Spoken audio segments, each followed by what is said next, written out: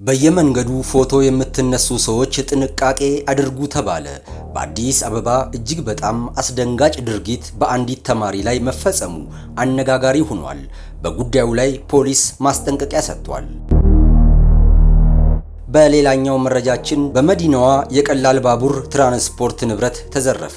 ይህን አሳፋሪ ድርጊት ለመፈጸም ተሽከርካሪ ይዘው የሄዱ ግለሰቦች ቦታው ላይ ሲደርሱ ፈጽሞ ያልጠበቁት ነገር እንደገጠማቸው ተገልጿል። መረጃዎቹ ከፖሊስ የተገኙና እጅግ በጣም አደገኛ በመሆናቸው ሁላችሁንም ይመለከታልና ራሳችሁን እንድትጠብቁ ልናደርሳችሁ ወደድን። አብራችሁን ቆዩ። ይህ ዴይ ቱ ዴይ ኢትዮጵያ ነው። ወደ ቀዳሚው መረጃችን ስናልፍ በየመንገዱ ፎቶ የምትነሱ ሰዎች ጥንቃቄ አድርጉ ተባለ። በአዲስ አበባ እጅግ በጣም አስደንጋጭ ድርጊት በአንዲት ተማሪ ላይ መፈጸሙ አነጋጋሪ ሆኗል። በጉዳዩ ላይ ፖሊስ ማስጠንቀቂያ ሰጥቷል።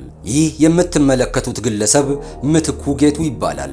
በኮልፌ ቀራኒዮ ክፍለ ከተማ ወረዳ 9 አካባቢ አንዲት ተማሪ ከትምህርት ቤት ጓደኞቿ ጋር በሞባይል ስልኳ ፎቶ እየተነሱ እያለ ድንገት ይመለከታቸዋል። መዘናጋታቸውን ያስተዋለው ግለሰቡ ወዲያው በፍጥነት ይጠጋቸውና ፎቶ ሲነሱበት የነበረውን ስልክ ወስዶባቸው ይሮጣል። ልጅቷም ድረሱልኝ ብላ ጩኸቷን አቀለጠች።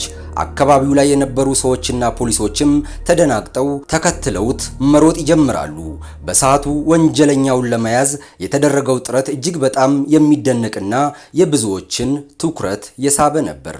የግል ተበዳይ ከተማሪ ጓደኞቿ ጋር በመሆን ፎቶ እየተነሳች ያለ ተጠርጣሪ ከኋላ በኩል ነው መጥቶ ስማርት ይዘው የነበረው የራሷ የግል ሞባይል ተች ስልክ 10 ሺህ ብር የሚገመተውን ንብረት ቀምቷት ይዟ ሲሄድ እዛ አካባቢ የነበሩ ምድብተኛ ፖሊስ አባሎች አማካኝነት እጅ ከፍንጅ ከተያዘ በኋላም የምርመራ መዝገቡን በተገቢ በማጣራት ያሉትን ተጨማሪ ማስረጃዎችን በማጠናቀር የምርመራ መዝገቡን አሟልተን ለክፍሉ አቃቢ ሕግ በመላክ ተጠርጣሪዋ ክስ እንዲመሰረት አድርገናል። ጉዳዩን ሲመለከት የነበረው የፌዴራል የመጀመሪያ ደረጃ ፍርድ ቤት ኮልፌ ምድብ ፈጣን ወንጀል ችሎት ተከሳሽ ምትኩ ጌቱ በ1 ዓመት ከ8 ወር እስራት እንዲቀጣ ውሳኔ አስተላልፎበታል። መንገድ ላይ ፎቶ የሚነሱ ሰዎችን እየተከታተሉ ስልክ የሚነጥቁና ፎቶ ለማንሳት ተባባሪ መስለው ድንገት ስልካቸውን ወስደው የሚሄዱ ግለሰቦች ስላሉ በማንኛውም አጋጣሚና ቦታ ህብረተሰቡ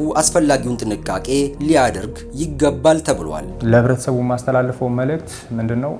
ንብረት ሲይዙ የትኛውም ንብረት ሲይዙ ከስልክ ውጪ ሌሎች ንብረቶች አሉ ወንጀል ፈጻሚዎች ምቹ በሆነ ሁኔታ ላይ ሊያጋልጥ ስለሚችል በእንደዚህ አይነት ሁኔታ ጥንቃቄ እንዲያደርጉ ነው። ወንጀል ከተፈጸመም በኋላም ለፖሊስ ጣቢያ በአስቸኳይ አመልክተው ፖሊስም ያለውን ማስረጃዎችን በማጠናከር ተጠርጣሪውን ከያዘ በኋላም የኤግዚቢቱን የማስመለስና ሌሎች ወንጀል እንዳይፈጸምባቸው ፎይታ የሚያገኙበትም ሁኔታም ሊፈጠር ስለሚችል ፖሊስ ጣቢያ የማመልከት ሁኔታዎች ሊኖሩ ግድ ይላል።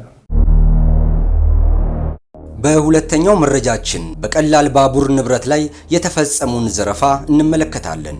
አዲስ አበባ ፖሊስ እነዚህ አደገኛ ግለሰቦች የፈጸሙት ድርጊት እጅግ በጣም አሳፋሪና በሀገርና ሕዝብ ላይ የተቃጣ ከባድ ወንጀል መሆኑን አስታውቋል።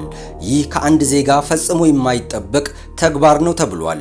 ግለሰቦቹ መጨረሻ ላይ ፈጽሞ ያልጠበቁት አስደንጋጭ ነገር ገጥሟቸዋል። ፖሊስ በጉዳዩ ላይ ጥብቅ ማሳሰቢያ ሰጥቷል። በአዲስ አበባ እነዚህ አደገኛ ግለሰቦች አቅደውና ተዘጋጅተው ምሽት ላይ ጨለማን ተገን በማድረግ ወደ ባልቻ አካባቢ ይሄዳሉ። በስፍራው የሰውን አለመኖር እንደ ምቹ ሁኔታ ተጠቅመው የባቡሩን የኤሌክትሪክ ማስተላለፊያ ኬብል ለተራ ጥቅም ሲሉ መቆራረጥ ይጀምራሉ።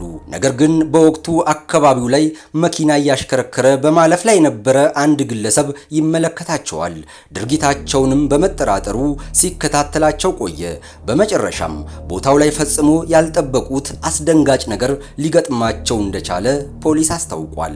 ንብረትነቱ የአዲስ አበባ ቀላል ባቡር ትራንስፖርት አገልግሎት ድርጅት ንብረት የሆነ የኤሌክትሪክ ኬብል በግምት 30 ሜትር የሚሆን ቱቦ ስር የተዘረጋውን ተጠርጣሪዎቹ የብረት መቁረጫ መጋዝ ይዘው በመግባት ቆርጦ አዘጋጅቶ በላዳ ታክሲ ለመጫን እየሞከሩ ባሉበት ሰዓት አንድ መንገደኛ መኪና ይዞ እያለፈ ተጠራጥሮ ቆሞ ሲመለከት እነሱም ሊያስይዝን ነው ብሎ እቃውንም እዛ ኬብሉን ጥሎ መኪናን ይዞ ካመለጡ በኋላ በወቅቱ እዛ ላይ የነበረው የሲሲቲቪ ካሜራ ፖሊስ ተከታትሎ መኪናውን መጀመሪያ የመኪናውና የመኪና አሽከርካሪው ከዛ ቀጥሎ የመኪና አሽከርካሪ ሲጠየቅ እነማን ጋር ድርጊቱን አብሮ እንደፈጸመ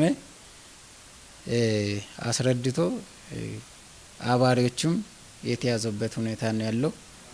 ምርመራ መዝገቡን አደራጅተን አሁን ለአቃቤ ሕግ አቀርበናለን።